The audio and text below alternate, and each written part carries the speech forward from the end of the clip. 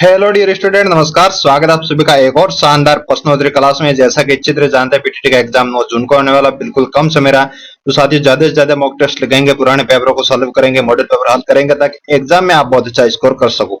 बिल्कुल जी, आज के सेशन के माध्यम से हम सीखने वाले हिंदी के वेरी इंपॉर्टेंट क्वेश्चन जो कि एग्जाम में बार बार रिपीट होते रहते हैं। बिल्कुल, जब पहला क्वेश्चन आ चुका है, एक एक क्वेश्चन को ध्यान से पढ़ेंगे और साथ साथ में उत्तर बताने की पूरी कोशिश करेंगे। पूछा जा चुका है, एक शब्द पढ़ पा रहे होंगे, काम। जी हाँ, काम शब्द का तद्भव रूप क्या होगा? बिल्कुल जी हाँ, तद्भव और तत्सम आपके टॉपिक में दे रखा है। एक दो क्वेश्चन आपके आने वाले। तत्सम का मतलब होता है संस्कृत वाले शब्द और तद्भव का मतलब होता है सामान्य हिंदी वाले शब्द। बिल्कुल जी हाँ भाई, तो बताइए काम शब्द का तद्भव रूप क्या होगा? कारज, कर्म, कार्य या फिर कर्म। बिल्कुल जी हाँ, चार ऑप्शन आपके सामने, आपको डिफरेंस करके बताना है कि काम शब्द का तद्भव रूप क्या होगा। बिल्कुल जी हाँ, जल्दी से उत्तर बता देंगे। बहुत सारे स्टूडेंट इसमें कंफ्यूजिंग हो जाते हैं और स्टूडेंट अक्सर ऐसे सवालों को स्किप कर देते हैं, फिर तुक्का लगा के आ जाते हैं। साथियों, गलती आपको नहीं करनी होगी। तत्सम और तद्भव के आपके 2-3 पेज हैं, उनको आप आज ही रट डालो, घोट डालो। एग्जाम में 2-3 क्वेश्चन आने ही है। बिल्कुल जी हाँ भाई, पहला क्वेश्चन आपके सामने, काम शब्द का तद्भव रूप क्या होने वाला? तो कारज हो जाएगा। आज के बाद गलती नहीं करेंगे, नहीं भाई। बिल्कुल जी हाँ, तो अभी का भी रट डालो, काम शब्द का तत्व रूप होने वाला कारज। वेरी गुड भाई, ऑप्शन ए बताने वाले सभी मेरे भाई बहन को तो बिल्कुल यहाँ पर राइट हो जाता। शानदार, गजब, वंडरफुल भाई। बढ़ रहे अगले सवाल की ओर। अगला सवाल इस प्रकार से आपके सामने आ चुका है कि कम खर्च करने वाला वाक्यांश के लिए शब्द है। बिल्कुल से एक दो क्वेश्चन ऐसे भी आएंगे जो वाक्यांश में आपको बताना है कम खर्च करने वालों को क्या कहा जाता है। भाई वाक्यांश के लिए एक शब्द बताइए। सर्वलब्ध, सर्वज्ञ, दुराचारी या फिर मितव्ययी। हाँ भाई, कम खर्च करने वाला क्या कहलाता है? A B C D. चार ऑप्शन आपके सामने, सही उत्तर क्या निकल कर आ जाएगा जल्दी से बता देंगे। सर्वलब्ध का मतलब बताएं, सब कुछ उपलब्ध जिसके पास हो। सर्वज्ञ का मतलब है सब कुछ जानने वाला। दुराचारी का मतलब है जिसका बुरा आचरण हो। तो मितव्ययी का मतलब हो जाएगा कम खर्च करने वाला। हाँ भाई, जैसे कि दो दोस्त होते हैं, एक एग्जाम्पल के माध्यम से आपको समझाऊंगा। एक ए का नाम का लड़का और बी नाम का एक लड़का, दोनों फ्रेंड होते हैं। दोनों का मन हो जाता है कि आज पानी पूरी खा के आ जाते। क्या भाई? पानी पूरी खा के आ जाते। दोनों फ्रेंड मिलके साथ में जाते हैं। ए फ्रेंड बी फ्रेंड को क्या बोलता है कि चलो पानी पूरी खा के आ जाते। तो भाई चलो खा के आ जाते हैं। तो ए फ्रेंड बी को वहां लेके जाता है। बिल्कुल जाए, खानी किसको? ए को। जबरदस्ती बी को क्या तैयार किया, भाई तुझे आना ही पड़ेगा। अक्सर आप भी ऐसे करता होगे। बिल्कुल जाए, बी को साथ में ले गए। अब पानी पूरी तो खा ली, ए वाला फोन पे इधर उधर चैट करने लग जाता है, या फिर मैसेज देखने लग जाता है, या फिर रीले देखने लग जाता है। ए वाला सोचता है कि मैं पैसे खर्च नहीं करूंगा, बी वाला दे देगा तो मेरा काम चल जाएगा। बिल्कुल जा, इस प्रकार से कम खर्च करने वालों को क्या कहते हैं? मितव्ययी व्यक्ति। बिल्कुल जा, लालची व्यक्ति कह सकते हैं। भाई खा तो लेता है फोगट की, और पैसे देने की बात आती तब मुखर जाता है, इधर उधर टहलने लगता है। तो बेचारा बी पेटीएम पर 20 रुपए प्राप्त हुए उस प्रकार से दे के रवाना हो जाते हैं, और उसके बाद ऐसे इंसान का वो भरोसा नहीं करते। ऐसे व्यक्ति होते हैं मितव्ययी, बिल्कुल कम खर्च करते हैं, लोभी व्यक्ति कह सकते हैं। समझ में आ गया तो क्लास को लाइक तो कर दो, चैनल को सब्सक्राइब कर लो। मजा आ रहा तो लाइक करो साथियों, वरना डिसलाइक तो कर ही दो। इतना तो काम कर सकते हो। मजा नहीं आ रहा तो डिसलाइक कर दो, कोई बात नहीं। मैं जबरदस्ती लाइक करवाने और चैनल को सब्सक्राइब करने का आज के बाद नहीं बोलूंगा भाई, क्योंकि पढ़ने वाले स्टूडेंट को तो इशारा काफी होता है। हाँ भाई, नेक्स्ट सवाल की ओर बढ़ रहे हैं। नेक्स्ट सवाल इस प्रकार से आपके सामने आ चुका कि वियोग शब्द का सही विलोम शब्द होगा। एक शब्द दे रखा आपके सामने, वियोग। वियोग का सही विलोम शब्द होगा विरह, बिछुड़ना, संयोग या फिर अलग होना। वियोग हो गया रे, बिल्कुल जी हाँ, दिल टूट के वियोग हो गया, अलग हो गया। बिल्कुल, इसका मतलब वियोग का मतलब होता है साथियों अलग हो जाना। बिल्कुल जी, क्या अलग हो जाना? बताइए, साथ में मिल जाने का क्या मतलब रहेगा? बिल्कुल जी, संयोग हो जाना, वापिस जुड़ जाना। वियोग का मतलब है अलग हो जाना, टूट जाना। संयोग का मतलब रहेगा बिल्कुल साथ में वापस मिल जाना। ऑप्शन सी बिल्कुल सवाल का राइट उत्तर हो जाएगा भाई। बिछुड़ना, विरह ऐसे शब्द है जो कि आपको कंफ्यूजन करेंगे एग्जाम में, लेकिन आपको गलती नहीं करनी। वियोग का मतलब संयोग। इस प्रकार से आज इनको रट डालने, बिल्कुल चाहे गलती बिल्कुल भी नहीं दोहरानी। शानदार, गजब भाई। बढ़ अगले सवाल की ओर। अगला सवाल इस प्रकार से आपके सामने आ चुका कि पर्वत का पर्यायवाची शब्द है। हाँ भाई, पढ़ पा रहे होंगे। पर्वत, बिल्कुल जी, पर्वत का पर्यायवाची शब्द क्या होने वाला? नग, खग, जग या फिर उर्ग। बहुत अच्छा क्वेश्चन है साथियों। पर्वत का पर्यायवाची शब्द क्या निकल कर आने वाला? वेरी वेरी इंपॉर्टेंट क्वेश्चन है। अच्छी तरह से जानते, पर्वत को कहा जाता है नग, गिरी, पहाड़, शैल, बहुत सारे इनके पर्यायवाची। ऑप्शन ए बिल्कुल सवाल का राइट उत्तर है। ए फॉर आओ कभी हवेली पे। Very good. खग, खग का मतलब होता है पक्षी। जग का मतलब होता है संसार। उर्ग का मतलब होता है विस्तार, या फिर सर्प का भी उदाहरण ये माना गया उर्ग पर्यायवाची। बिल्कुल जी हाँ, शानदार। ऑप्शन ए बताने वाले सभी भाई बहन को यहाँ पर राइट हो जाता है, गलती आज के बाद नहीं दोहराएंगे। शानदार भाई। नेक्स्ट सवाल की ओर बढ़ रहे हैं। नेक्स्ट सवाल इस प्रकार से आपके सामने आ चुका कि उपनाम शब्द में कौन सा उपसर्ग है। एक शब्द दे रखा आपके सामने, क्या? उपनाम शब्द में कौन सा उपसर्ग है। उपसर्ग शब्दों के आगे और प्रत्यय शब्दों के पीछे लगते हैं भाई। गलती नहीं करेंगे। हाँ भाई नहीं करेंगे तो बताइए उत्तर। ऑप्शन ए उप, ऑप्शन बी उप, ऑप्शन सी उपे, ऑप्शन डी उप में से कोई नहीं। कहने का मतलब रहेगा उपरोक्त में से कोई नहीं। हाँ जल्दी से बताएंगे। उपनाम शब्द पढ़ पा रहे होंगे। बिल्कुल जी आपके सामने आ चुका है उपनाम। क्या दे रखा साथी? उपनाम। उपनाम शब्द में कौन सा उपसर्ग लगा हुआ है? जल्दी से बताना। उपसर्ग और प्रत्यय में आपको कंफ्यूजिंग नहीं होना भाई। उपसर्ग और प्रत्यय बताना है। इसमें उपसर्ग दे रखा उप में कौन सा, ABCD अच्छी तरह जानते उप। वेरी गुड, शानदार, गजब भाई। ऑप्शन ए बताने वाले सभी साथियों को यहाँ पर राइट हो जाता है। जो भाई बहन ऑप्शन ए बता रहे हैं उन सभी साथियों को यहाँ पर सही हो जाता है। वेरी गुड, शानदार भाई। बिल्कुल जी, मेहनत इतनी खामोशी से करो कि सफलता शोर मसाले। वेरी गुड, शानदार, गजब भाई। तो अगले सवाल की और अगला सवाल इस प्रकार से आपके सामने आ चुका साथियों की मनोयोग। बिल्कुल जी, मनोयोग शब्द का संधि विच्छेद कीजिए। बिल्कुल जी, मनोयोग शब्द में साथियों विसर्ग संधि है। कौन सी संधि है? विसर्ग संधि। तो इनका संधि विच्छेद क्या निकल कर आ जाएगा? मनो धन योग, मन धन योग, मन धन आयोग, या फिर इनमें से कोई नहीं। हाँ भाई, बहुत अच्छा क्वेश्चन है और एग्जाम में रिपीट होने वाला क्वेश्चन है। 10 से 15 बार रिपीट हो चुका सवाल है। तो कितना इंपॉर्टेंट रहने वाला आपके एग्जाम की दृष्टि से आप खुद सोच लो।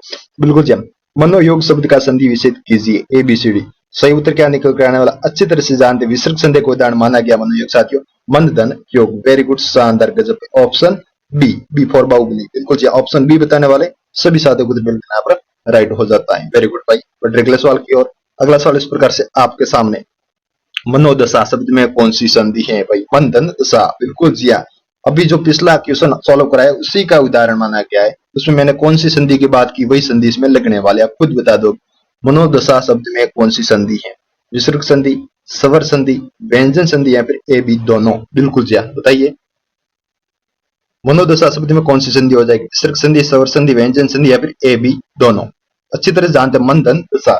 बिल्कुल जी हाँ, विसर्ग संधि का उदाहरण माना गया। मनोयोग भी विसर्ग संधि का उदाहरण है और मनोदशा भी विसर्ग संधि का उदाहरण है। ऑप्शन ए, बिल्कुल ए फॉर आओ कभी हवेली पे। वेरी गुड, ऑप्शन ए बताने वाले सभी भाई बहन का उत्तर यहाँ पर राइट हो जाता है। शानदार, गजब भाई। बट अगले सवाल की ओर अगला सवाल इस प्रकार से, बहुत सारे स्टूडेंट कमेंट कर रहे हैं सर PSTC की क्लास कब लगेगी? साथियों बिल्कुल जी, आपकी PSTC की क्लास भी अब शुरू कर दी जाएगी। तो जितने भी आपके भाई बहन है PSTC की तैयारी करना चाहते हो उनको भी बता दो कि चैनल को सब्सक्राइब कर ले। बिल्कुल जी, यूट्यूब पर जाकर लिखे नरेश जी के ट्रिक और चैनल को सब्सक्राइब आज ही कर डाले। BSTC का पूरा कोर्स फ्री में करवाया जाएगा। PTT की तो कंटिन्यू क्लास लगती है, आप देखते रहो, शेयर करते रहो और पढ़ते रहो। एक दिन आप जरूर जीत जाओगे। बिल्कुल जी। आज का अगला सवाल, अर्थ के आधार पर वाक्य के भेद कितने होते हैं? 2, 5, 8 या फिर 4? बहुत अच्छा क्वेश्चन साथियों। अर्थ के आधार पर वाक्य के कितने भेद माने गए? ABCD। बिल्कुल जी साथियों, हिंदी की व्याकरण आपके BSTC के साथ साथ PTT दोनों एग्जाम में काम आने वाली। बिल्कुल जी, आप PTT की तैयारी करो, BSTC की करो, दोनों एग्जाम में आपके हिंदी तो कॉमन है और हिंदी आने वाली। जो भी आपकी भाई बहन BSTC की तैयारी कर रहे बोल रहे कि मैं तो PTT की नई तैयारी कर रहा हूँ या फिर नहीं कर रही हूँ, तो उनको बता दो कि आपके वहां पर काम आने वाली। उनको भी बता दिया करो कि ये क्लास अटेंड करे, वेरी इंपॉर्टेंट क्लास रहने वाली। बिल्कुल जी भाई। अर्थ के आधार पर वाक्य के कितने भेद है? तो 8 भेद माने। बिल्कुल जी, ऑप्शन सी बताने वाले सभी भाई बहन को बिल्कुल यहाँ पर राइट हो जाता। शानदार, गजब भाई, मजा आ गया, वंडरफुल, क्या बात है, शाबाश। बट अगले सवाल की और अगला सवाल इस प्रकार से, ओहो ये क्या सवाल है इतना लंबा लंबा? हाँ भाई बिल्कुल जी, अशुद्ध वाक्य का चयन कीजिए। कौन सा वाक्य एक प्रकार से अशुद्ध माना गया? ऑप्शन ए, नौजवान युवकों को आगे आना चाहिए। ऑप्शन बी, बच्चे छत पर उछल कूद कर रहे हैं। शहर भर में अफवाह तेजी से फैल रही है, उसने मेरी बात ध्यान से सुनी। हाँ भाई, अब बताइए आप कौन सा अशुद्ध है जो कि एक प्रकार से शुद्ध वाक्य नहीं माना गया? ध्यान से पढ़ेंगे और उत्तर बताएंगे। ऐसे सवाल 1, 2 आपके आने वाले, वेरी इंपॉर्टेंट सवाल होते हैं और ऐसे इसी सवाल को आपको हल्के में नहीं लेना और उनको गलती नहीं करनी। बिल्कुल जी, बताइए तो ABCD सही उत्तर क्या निकल कर आने वाला? वेरी इंपॉर्टेंट सवाल है भाई। बिल्कुल जी, सही उत्तर निकल कर आ जाएगा ऑप्शन ए। बिल्कुल सवाल का राइट उत्तर हो जाएगा। जो भाई बहन ऑप्शन ए बता रहे हैं सभी का राइट उत्तर है। बहुत सारे स्टूडेंट कंफ्यूजन हो रहे सर, ए तो बिल्कुल सही लग रहा है, कैसे गलत हो जाएगा? साथियों, नौजवान और युवक शब्द दोनों एक जैसे, नौजवान और युवक को एक ही बात होती है भाई। कहते हैं ना, बुजुर्ग लोग को आगे आने दो या फिर बुजुर्ग लोग को बैठने दो, या फिर आप कहते हैं बुढ़े लोग को बैठने दो और बुजुर्ग लोग को खड़े रहने दो। क्या वो सही बात है? तो नौजवान और युवक एक ही होता है भाई, दोनों का एक ही पर्यायवाची शब्द है, दोनों एक बात है, एक वाक्य में दो शब्द यूज नहीं हो सकते। नौजवान को आगे आना चाहिए या फिर कह सकते हैं युवकों को आगे आना चाहिए, इनमें से एक शब्द को हटा लोगे तो वाक्य बिल्कुल सही बन जाए। जैसे युवक हटा दिया, नौजवानों को आगे आना चाहिए, बिल्कुल सही बात है। यदि नौजवान को हटाना नहीं हटा दे और नौजवान को हटा दे और युवक को पढ़े अब तो भी सही है, युवकों को आगे आना चाहिए। इस प्रकार से ऑप्शन ए बिल्कुल सवाल का राइट उत्तर हो जाता है। समझ में आ गया होगा, बिल्कुल शानदार गजब भाई। फिर अगले सवाल की ओर, अगला सवाल इस प्रकार से आपके सामने, ओहो क्या बात है, गजब भाई, बहुत अच्छा सवाल है। क्या बात है, पूछा जा चुका कि खोदा पाड़ निकली सुइयां, मुहावरे का अर्थ बताइए। हाँ भाई, बहुत अच्छा सवाल है। हमेशा एक जैसे रहना, सही न्याय करना, अधिक परिश्रम पर कम लाभ, संसार में व्यापक भिन्नता। बहुत अच्छा सवाल है साथियों, बिल्कुल जी हाँ। सही उत्तर क्या निकल के आ जाएगा? ए बी सी डी, खोदा पाड़ निकली सुइयां, मुहावरे का सही अर्थ क्या निकल कर आ जाएगा? ए बी सी डी, जल्दी से बता देंगे। बहुत अच्छा सवाल है साथियों, सही उत्तर क्या निकल कर आने वाला? वेरी गुड, अधिक परिश्रम करने पर कब लाभ मिलना। ऑप्शन सी बिल्कुल सवाल का राइट उत्तर हो जाता। जो भाई बहन ऑप्शन सी बता रहे हैं सभी का उत्तर यहाँ पर राइट हो जाता। आप खूब सारी मेहनत कर रहे हो लेकिन आपको सफलता नहीं मिली या फिर कम के बराबर मिली, तो खोदा पाड़ निकली सुइयां, अधिक परिश्रम पर कम आपको लाभ प्राप्त है। आपने 18-18 घंटे मेहनत की फिर भी आपका सिलेक्शन नहीं हुआ, तो वही बात हो जाती, खोदा पाड़ निकली सुइयां। और अब बात कर लेते हैं कि संसार में व्यापक भिन्नता का मतलब होता है ईश्वर की माया कभी धूप कभी साया। इसका आ जाए तो आपको बताना, संसार में व्यापक भिन्नता पाई जाती है। बिल्कुल जी, हमेशा एक जैसे रहना, सावन न सूखो न भावत, वो क्या कहते हैं, न सावन सूखा न भादवा हरा, वो एक प्रकार का एग्जाम्पल है। वो एक जैसे रहते हैं, मतलब सावन का मौसम को देखा जाए तो एक जैसा मौसम आपको देखने को मिल जाएगा, बिल्कुल वहां पर हरा ही हरा आपको नजर आएगा, कहीं सूखा देखने को नहीं मिलेगा। इस प्रकार से ऑप्शन सी बिल्कुल सवाल का राइट उत्तर हो जाता। अच्छी तरह से जानते, वेरी गुड, शानदार भाई। बट अगले सवाल की ओर, अगला सवाल इस प्रकार से आपके सामने, काला अक्षर भैंस बराबर मुहावरे का अर्थ क्या निकल कर आने वाला? हाँ भाई, काला अक्षर भैंस बराबर मुहावरे का सही अर्थ बताइए। अत्यधिक ज्ञानी व्यक्ति, अनपढ़, अयोग्य व्यक्ति या फिर मेहनती। काला अक्षर भैंस बराबर, कहते हैं ना काला अक्षर ये तो भैंस बराबर है, बिल्कुल जी शानदार भाई। अनपढ़, अनपढ़ व्यक्ति को काला अक्षर भैंस के बराबर ही दिखता है। अच्छी तरह जानते, ऑप्शन बी बताने वाले सभी भाई बहन को तो बिल्कुल यहाँ पर राइट हो जाता है। शानदार गजब भाई। बट अगले सवाल की ओर, अगला सवाल इस प्रकार से आपके सामने, ओहो ये क्या हो गया?